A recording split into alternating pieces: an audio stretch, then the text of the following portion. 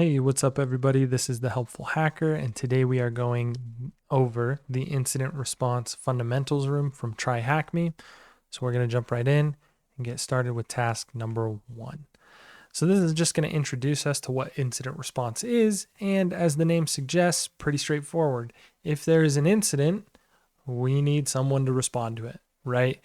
And then they give you an example of like protecting your house and having security guards, CCTV cameras, and taking different steps to protect yourself, basically planning for your safety.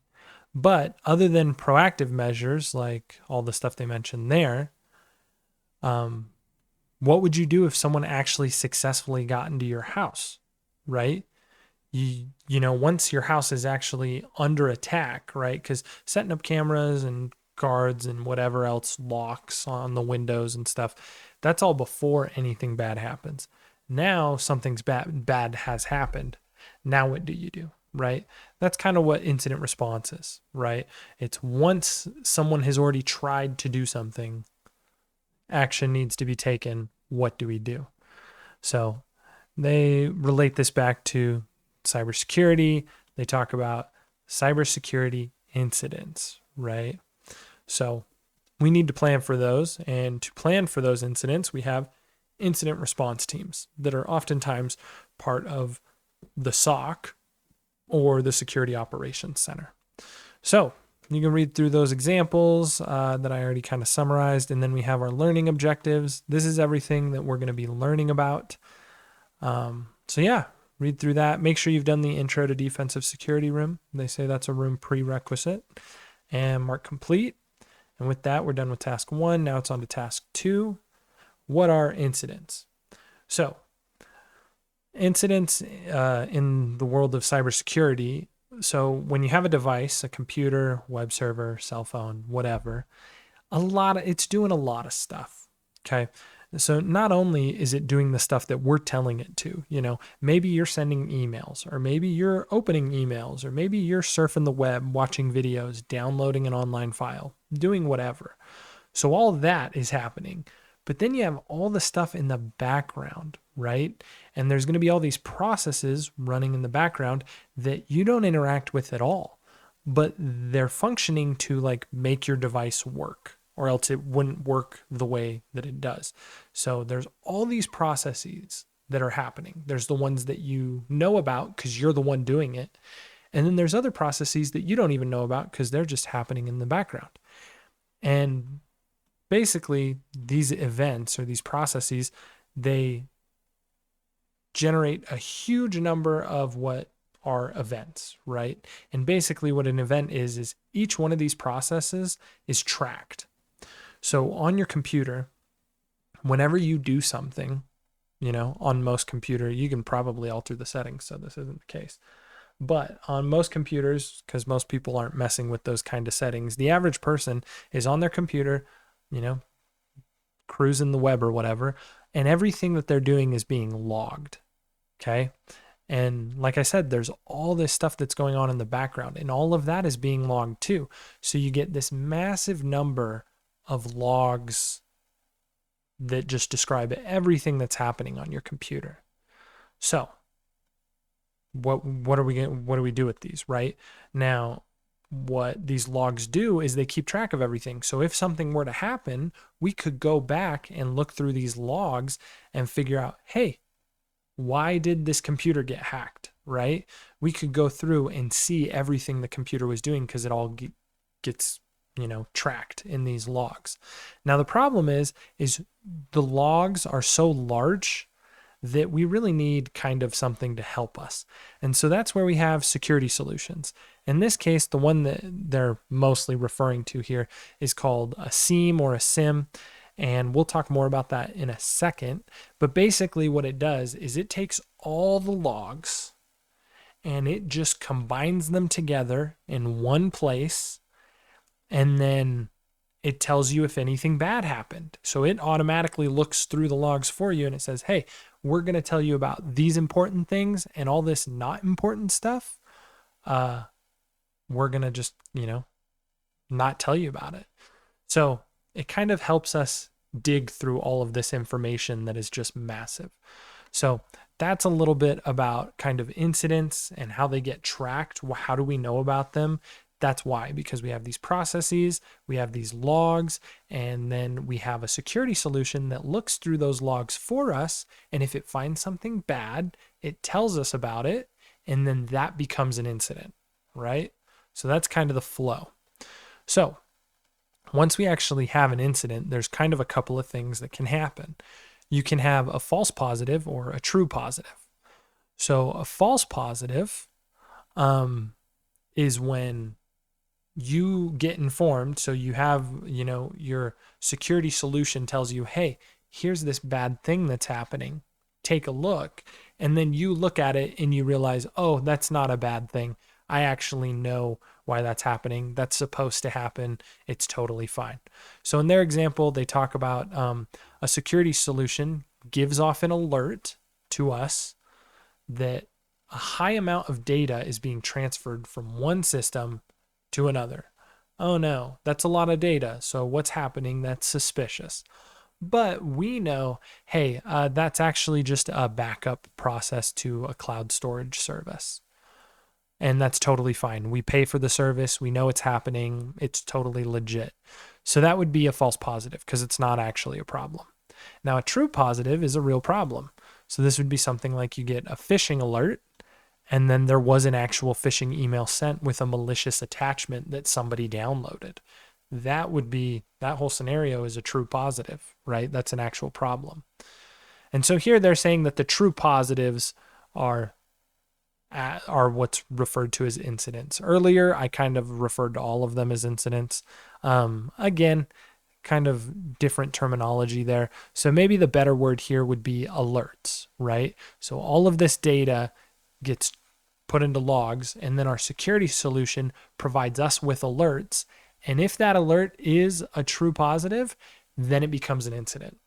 And now that we know that someone is actually trying to do something bad, now incident response kicks in, right? So, and then here is a little example of how we deal with false positives. Again, there's so much data in these logs about what's happening on the computer that we try to see through all the noise. And a way that we do that is we get rid of false positives. And a lot of times we can set up things so that those false positive alerts automatically get discarded. And then we only get the true positive alerts. And then those get ranked by severity, right? So once we have the actual incident, it's going to get ranked as low, medium, high, or critical based on how important it is. So that's how that kind of works. That's as far as like the initial start of an incident and it getting organized and identified. So now we'll jump down to the questions. What is triggered after an event or group of events points at a harmful activity? That would be an alert. And then if a security solution correctly identifies a harmful activity from a set of events, what type of alert is it? That would be a true positive because it actually identified the malicious activity. And then here, if a fire alarm is triggered by smoke after cooking, is it a true positive or a false positive? It's a false positive. And the reason why is because our fire alarm should be telling us if there's a fire, right? In this case, it said, hey, there's a fire, but there actually wasn't a fire. It was just smoke. So false positive. So hit submit. And with that, we are done with task number 2. Now it's on to task number 3, types of incidents. So here they talk about how basically you don't want to be overly generic. Some people talk about being hacked. Hacked is a very generic term in cybersecurity. So we can do better. We can be more specific about what kind of incident is occurring if there is one. So they're going to give you the example of a phishing email. So that's a phishing incident, right? Most people know what that is. So, but then we have other ones. So malware infections. This is, like it says, it's usually caused by a file, usually a text or some sort of document or executable that someone clicks and downloads. And once they do that, they have malware on their computer. So that's a malware infection. Then we also have security breaches. This is where somebody gets access who's not supposed to. They go in and they get access to confidential data that they're not supposed to have. And this happens quite a lot with businesses like, hospitals or other things. They can have security breaches where someone comes in and takes that data. Now, that's very similar to a data leak. So, a data leak is where confidential information is basically exposed to unauthorized people, which sounds very similar to when an unauthorized person gets access to confidential data, right? The way that they kind of distinguish them here is they say that security breaches can be unintentional. Or not security, sorry. Data leaks can be unintentional. Security breaches are intentional. So someone went in who's unauthorized, they put an effort to get that data from you, they got it, and now they have it.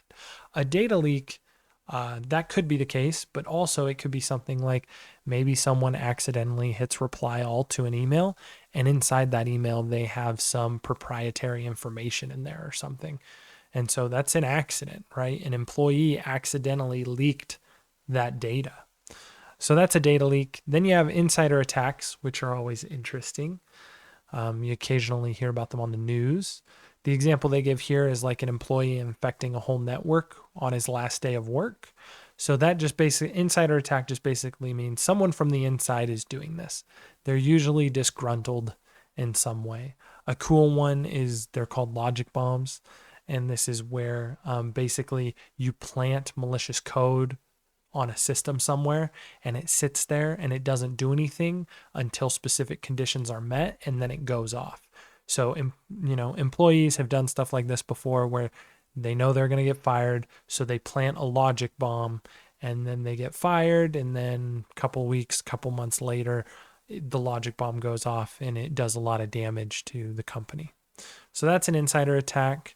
Then you have a denial of service attacks. This is basically where they are trying to knock out either your system, your network, your application, or whatever it is. And the way that they tend to do this is they just create a ton of false requests and they flood that network or they flood your application, and eventually it crashes, right? And then you're out of commission for a while, right? And that's why it's called the denial of service attack. They are denying anyone to actually be able to use the thing that you have because they're busy making fake requests until it gets, put out of commission. So that's what a denial of service attack is.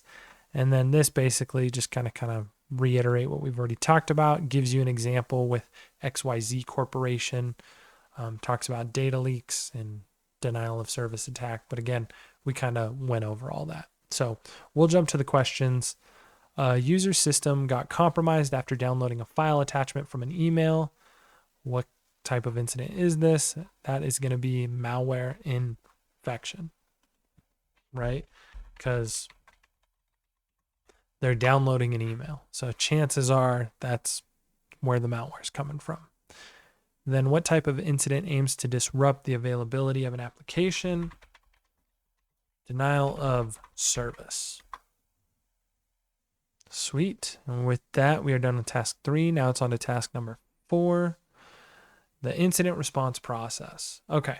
So now we've kind of talked about incidents. We've talked about the different types. So now what does the incident responder, what are they actually supposed to do? Like what is their job? What is the workflow like? And this is where the incident response process comes in. Now, there's a framework, there's several frameworks that describe this process for us. Here, they're going to talk about 2 really good ones, SANS and NIST. We're going to go over the SANS one first in more detail, but the NIST one is basically the same thing. And to be honest, most incident response processes are very similar to this. The variation really comes in when we start talking about stuff like playbooks, which we'll talk about in a minute. So SANS and NIST, they're both really great organizations. NIST is huge one that basically has frameworks for just about anything you can think of when it comes to cybersecurity. So we're going to go over their framework, which is basically proper steps and processes for incident response.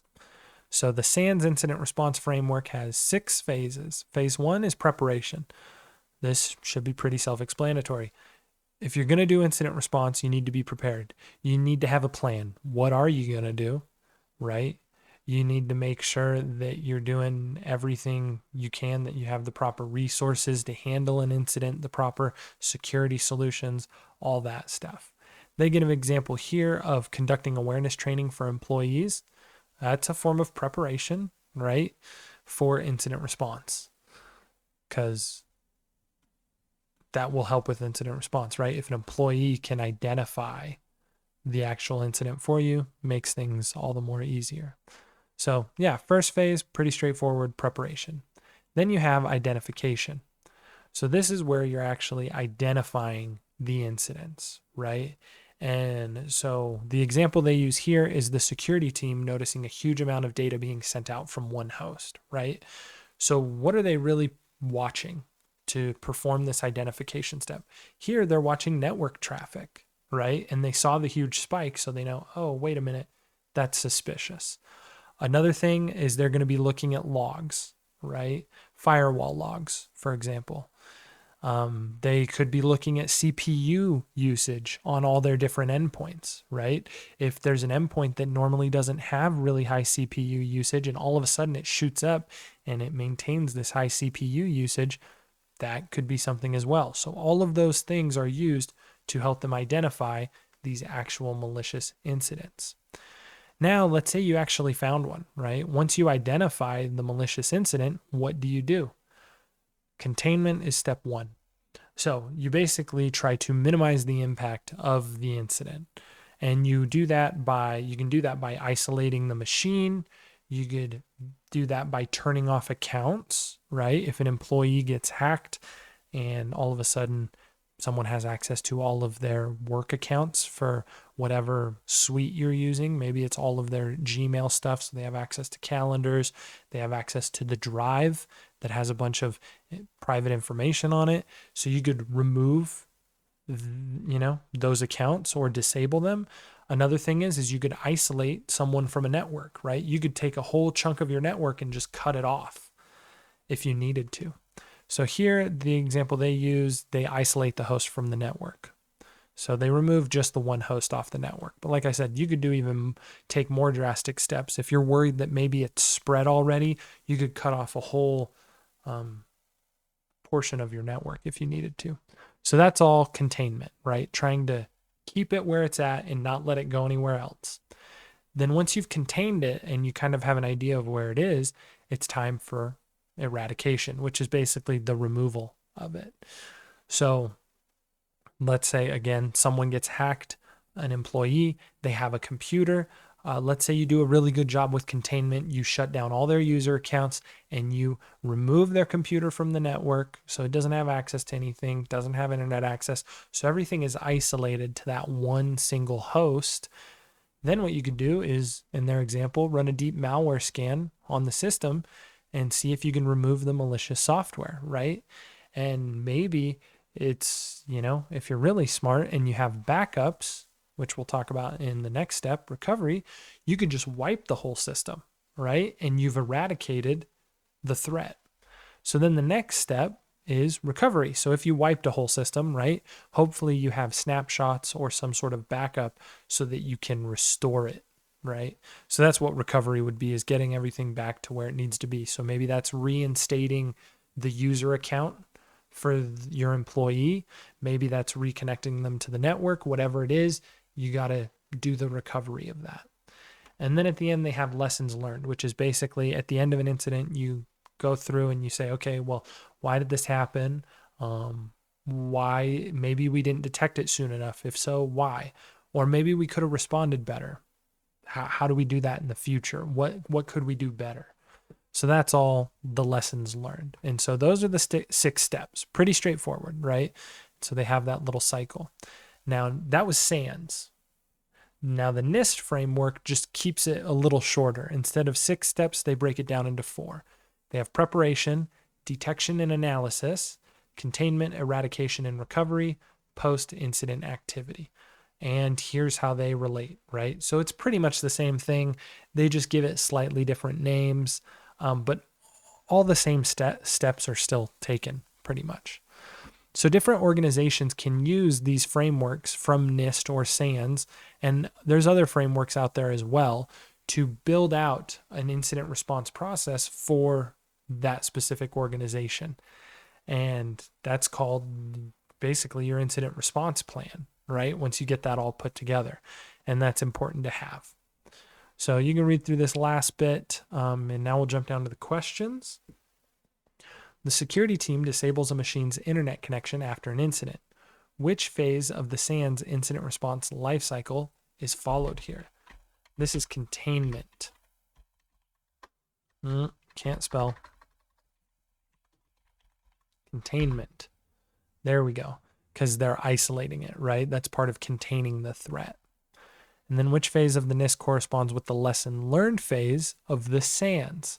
So we're talking about the 2 different frameworks here. So this is the SANS, lessons learned, and in NIST, they call that post-incident activity. So that's our answer. And with that, we are done with task number 4. Now it's on to task number 5, incident response techniques, right? So now we're talking about identification, detection, analysis, that kind of stuff. Like they say here, it's really hard to identify abnormal behavior manually because we have so much data. Imagine how hard it would be for someone to look at live network traffic of an entire company and try to identify what's okay and what's not okay. It just wouldn't work very well. So we have security solutions that help us with that. The first one and the big one is the SIEM. I call it a SIEM. I've heard it called SIM. I don't know which one's right. I wish someone would tell me. But anyways, and basically this is what's going to take all of the logs, pull it into one central location, and then it uses those logs to identify incidents for us. Okay. Another one, antivirus. So this will identify malware for us on a system, which again, another great thing to have. And then we have EDR, endpoint detection and response. Again, it's going to be on an endpoint usually, gonna be able to detect different stuff from us, whether that's, CPU usage, and it's going to be most likely be sending all of that data to a SIEM. But what's cool about this is it can help contain and eradicate the threat. So just as an example, let's say I'm an employee, I'm on my computer and I download something and my computer starts being all weird. If I have EDR on my computer, on my endpoint, then maybe it recognizes that and it could actually take itself off of the network, right? So instead of a person having to, look at the alert and say, oh no, here's the alert, let me remove them from the network, they might remove themselves automatically with this kind of software. So that's pretty cool. And those are some of the solutions. So yeah, once incidents are identified, because most of this has to do with identification, right? The antivirus and the SIEM. Again, this also identifies, it can take some steps, but again, not everyone's going to have this. And sometimes you really only want this to trigger if it's very obvious that there's a problem. Because if it were a false positive and then your employees started getting removed from the network, that would cause a lot of problems with your production. So got to be careful with that. But anyways, so once you have identified the incident, right, there's certain steps that need to be taken. And these steps, again, we kind of already talked about them with the NIST framework and the SANS framework, but now we're getting more specific, right? Because those steps were things like analyze, contain, eradicate. But how do you do that? And is it different for different organizations? And the answer is yes, it is different for different organizations. So organizations should create plans and should write out these steps in what are called playbooks. Okay. And playbooks are basically a guide for incident response. So if I'm an incident responder and they give me an example here and I find out there's a phishing email going around, okay, well, I open up my playbook and I follow these 6 steps. I notify the stakeholders. I figure out if it was a malicious email by looking at the header and the body. I look for attachments. I determine if anybody opened it. And then if anybody did open it, maybe, and they're infected, I isolate that infected system from the network. And then I block the email sender. So that's a playbook. Now, there's also something called run books. So a playbook is like these detailed steps, right? But it doesn't tell you, it gives you the step, but it doesn't tell you how to execute that step. So for example, step 2, determine if the email was malicious by conducting header and body analysis of the email. Great, that's my step 2, but this plan doesn't tell me how to do header and body email analysis, right? So if I don't know how to do header and body email analysis, that's no good. So a run book basically are detailed step-by-step execution of specific steps during different incidences. So, from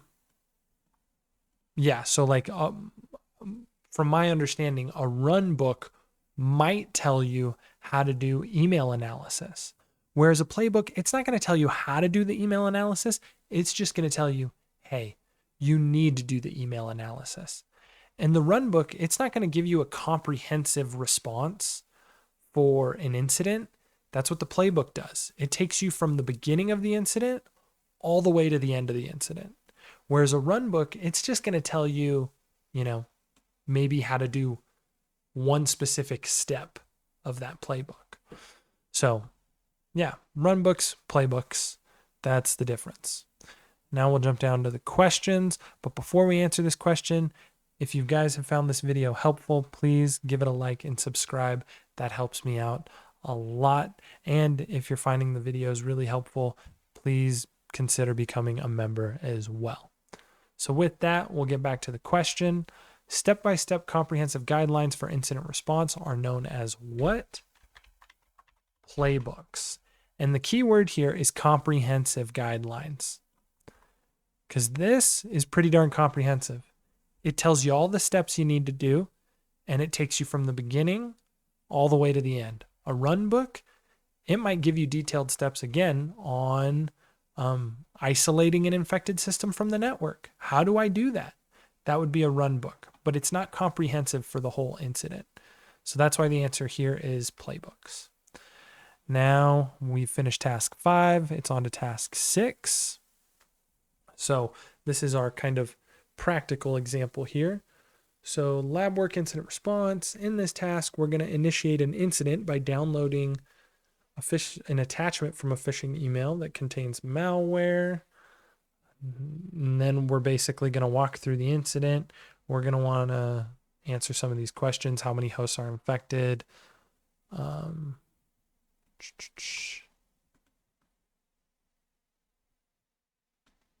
File was only downloaded. You'll perform the necessary actions on all these hosts to see a detailed timeline of events in the infected host. You'll perform a complete incident response after a phishing email hits multiple hosts in a network. You have to follow the steps given in the site and answer the questions below. Okay, so we will view that site. And we're going to go through this. So, instructions. Find Jeff Johnson's email and download the attachment. Katie Smith, Jeff Johnson. And let me look at these questions. What was the name of the malicious email sender? I know that one. Jeff Johnson. Submit that. What was the threat vector? Find Jeff Johnson's email and download the attachment. We're downloading the attachment. Malware detected on the host. Take action. So what was the threat vector? Would that be malicious email, bad email, email phishing? That's not long enough, I don't think. Email attachment? Yes, that's the right answer. Okay. How many devices downloaded the email attachment? I don't know. Here we have environment, cloud, EDR1, EDR2, hosts with this file. Okay. So these are all the hosts with this file. We got 1, 2, 3. So how many devices download the email? 3. How many devices executed the file? Okay, so here we have status. We have not executed and executed. So it looks like only one of them executed the file. Then what is the flag found at the end of the exercise? Okay. Quarantine the file in the host where it was not executed. Okay, so they downloaded it, but the file didn't execute. So we can quarantine it and keep them safe from themselves, right? Because they shouldn't be executing that file. Now this guy, he actually executed the file. So let's investigate. Malware was detected on the host. Take action to isolate the host. Isolate the host. Oh, sweet. Just get to click a button. If incident response was really always this easy, imagine how nice that would be. Host isolated, you can now view the process timeline. Okay, so here we can see explorer.exe. They were on Chrome, so, you know, on their browser. They downloaded the file, payslip.pdf. It executed a malicious PowerShell and then also a malicious DNS query. Sweet. So let's finish the case. And here's our flag. THM, my first incident response. Awesome. Hit submit. And with that, we have finished task 6. Now it's on to task 7, the conclusion. You can read through this and mark complete.